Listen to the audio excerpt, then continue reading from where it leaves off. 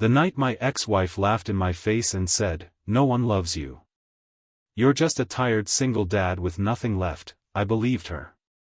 What she didn't know was that the woman quietly watching me from across the room, the one everyone called untouchable, would become my wife, and turn every insult into ashes. That I became a single father on a rainy Tuesday afternoon, the kind of rain that feels personal, as if the sky itself is judging you.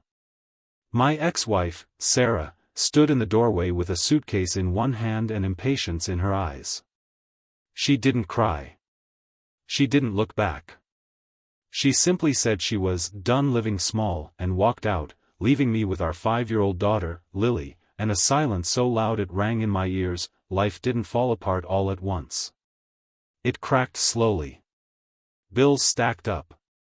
Sleep disappeared. Lily started asking questions I didn't know how to answer. Why doesn't mommy call? Did I do something wrong? I learned to braid hair from YouTube videos, pack lunches at dawn, and smile through exhaustion. Love kept me going, but love alone doesn't pay rent. Sarah, on the other hand, thrived. Or at least that's what she wanted everyone to believe. Social media showed designer bags, luxury dinners, and a new man every few months. When we crossed paths at school events or mutual gatherings, she looked at me like I was a mistake she had corrected. The humiliation reached its peak at a community fundraiser for Lily's school.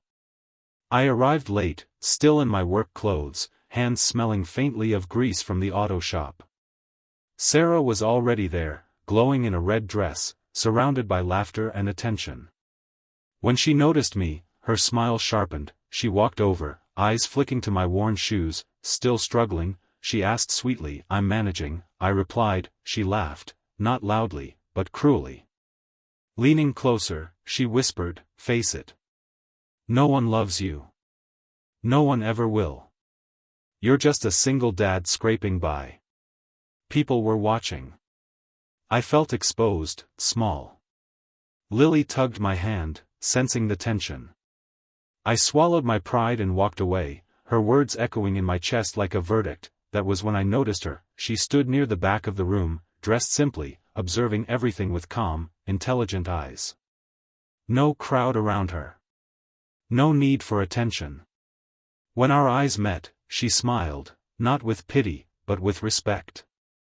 It was a small moment. I didn't know her name. I didn't know she was a billionaire.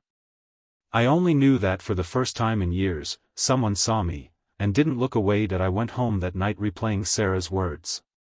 "No one loves you." I believed them, until a quiet message arrived the next morning, one that would change everything. The message was simple: "I admired your strength last night. Would you like to have coffee?" It was from her, the woman from the fundraiser. Her name was Evelyn. That I almost didn't reply. I had nothing to offer. No money.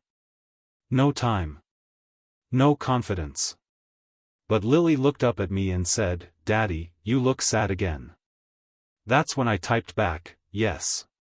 Coffee turned into conversations. Conversations turned into trust. Evelyn listened, really listened, to my struggles, my fears, my failures. She never interrupted. Never judged. She loved Lily instantly, not with gifts, but with patience and warmth. Lily laughed more. I breathed easier. Weeks later, the truth came out. Evelyn wasn't just successful, she owned companies, funded charities, and quietly controlled an empire. I panicked, ready to walk away, but she stopped me. "I didn't fall in love with your bank account," she said gently. "I fell in love with the man who never gave up on his child." Love came slowly, honestly. And when I proposed, not with a diamond the size of an ego, but with trembling hands and sincerity, she said yes. The wedding was small. Intimate. Until Sarah found out. She arrived uninvited, disbelief written across her face. When she realized who Evelyn was, her expression shattered. The woman she mocked, the man she dismissed, was standing confidently beside one of the most powerful women in the room. Sarah tried to laugh it off.